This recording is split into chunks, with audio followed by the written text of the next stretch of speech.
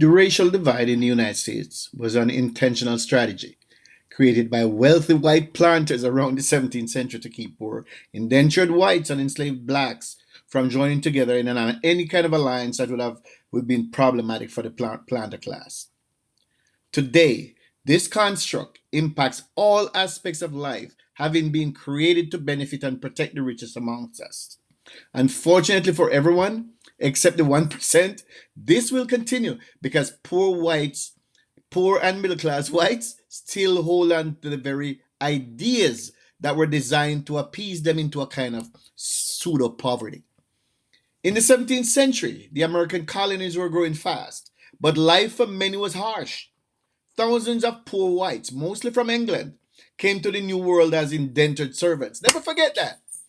I mean, it's all the lies you hear about coming to practice religion. They came as indentured servants. They worked the tobacco, cotton, and rich plantations of the wealthy planter class for years, hoping one day to gain their freedom and start their own lives. But for many, that dream never materialized. After years of brutal labor, they were often left landless, poor, and bitter, facing a life no better than the one they had fled in Europe. As the indentured whites grew resentful of the planter class, they realized that they weren't the only ones living under harsh conditions.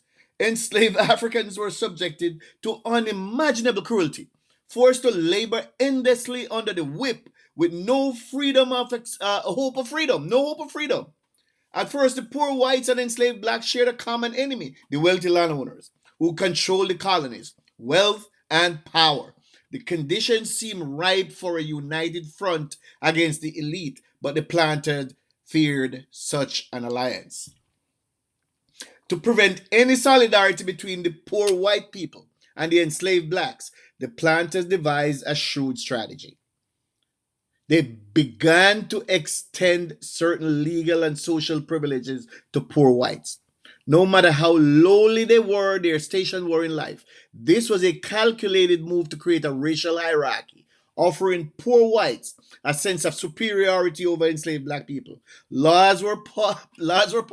Passed that restricted the rights of Africans, while at the same time giving even the poorest white men the right to vote, bear arms, and own land. Privilege they completely denied of the enslaved black people.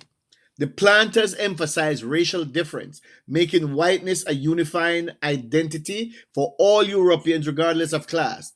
By stoking racial prejudice, they successfully divided poor whites from enslaved blacks, ensuring that the two groups would view each other with suspicion rather than recognize their shared interests.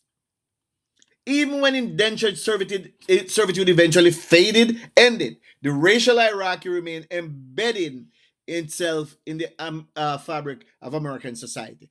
This division had profound and lasting consequences. Over time, poor whites came to identify more with the wealthy landowners than with the enslaved people they worked alongside.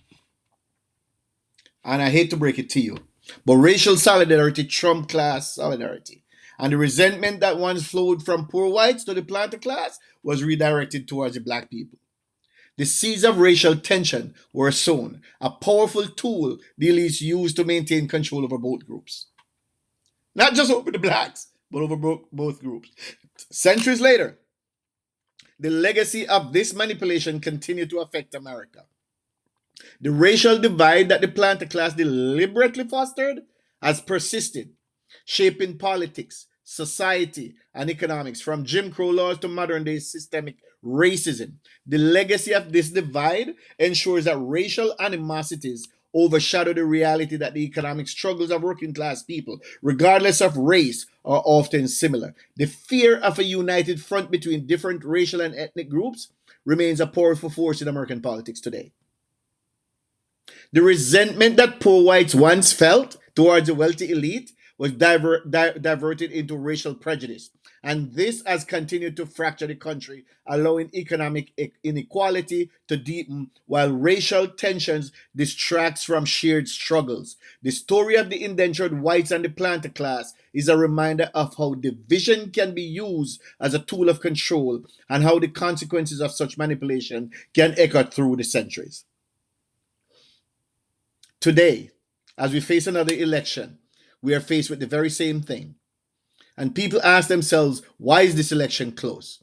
It is close, as I've said in numerous other commentaries. It is close because poor and working class whites would rather blame immigrants. They would rather blame everyone else that look and look at the socioeconomic conditions created by the 1% to keep them in their state of poverty.